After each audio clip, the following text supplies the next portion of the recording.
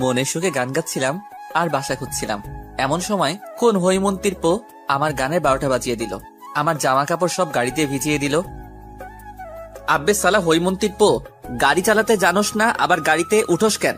কে জানি এদের লাইসেন্স দিয়েছে? আব্বে এত গালি দিচ্ছি, থামছে না কে? এট লাস্ট একটা সরি বললেও তো পারতো।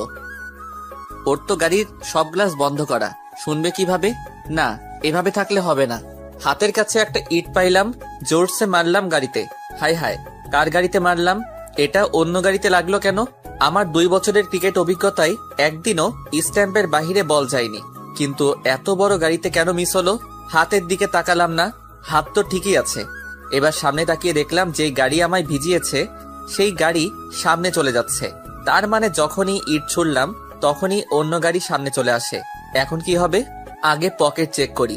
না, বেশি নয়, মাত্র 200 টাকা। 200 টাকায় কাজ পাওয়া যাবে না? এসব ভাবতে না ভাবতেই একটি মেয়ে গাড়ি থেকে নেমে এলো। এই যে মিস্টার, গাড়ি কি আপনার বাপের? না, আমার বাপের হলে তো কোনো সমস্যাই হতো না, অ্যাডজাস্ট করে নিত। তা গাড়িটি কার? গাড়ি আমার বাপের। আর গাড়ি কি করেছিস দেখতে পাচ্ছি। জি, গ্লাসে ফাটল ধরেছে। তা তো আমিও দেখতে পাচ্ছি। এই ম্যাডাম দেখুন না, ওদিকে গ্লাসে ফাটল ধরে কি সুন্দর আলপনার মতো মনে হচ্ছে। আহা, দারুণ হয়েছে চারুশিল্পী, কি দারুণ, কি দারুণ। আসলে আমি নিজের প্রশংসা নিজের সামনে শুনতে কিরকম লাগে, তারপরেও তারিফ করার জন্য ধন্যবাদ। তোর ধন্যবাদের গুষ্টি কেলাই। টাকা বের কর, 5000 টাকা দে। গ্লাস নষ্ট করেছিস। আসলে হয়েছে কি, এই দেখছেন কাকতারুয়া? কই কই? আরে ম্যাডাম, অন্যদিকে নয়, আমার দিকে তাকান, দেখতে পাচ্ছেন কাকতারুয়া? একদম ভূতের মতো লাগছে। আর তোকে ম্যাচিউরডও হয়েছিস। আর বইলেন না ম্যাডাম, এক গাড়ি এসে আমার এই হাল করেছে। যখনই ওর গাড়িতে ইট নিক্ষেপ করেছিলাম তখনই আপনার গাড়ি সামনে চলে আসে। সেই দিনের মতো গোসল করে ম্যাচে থাকলাম।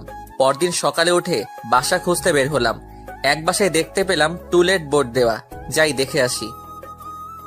এই, কই যাচ্ছেন? জি, ভিতরে যাচ্ছি বাসা দেখতে। আচ্ছা যান। বাসায় গিয়ে দেখলাম এক আন্টিকে। আসসালামু আলাইকুম আন্টি। ওয়ালাইকুম আসসালাম। কে বাবা তুমি?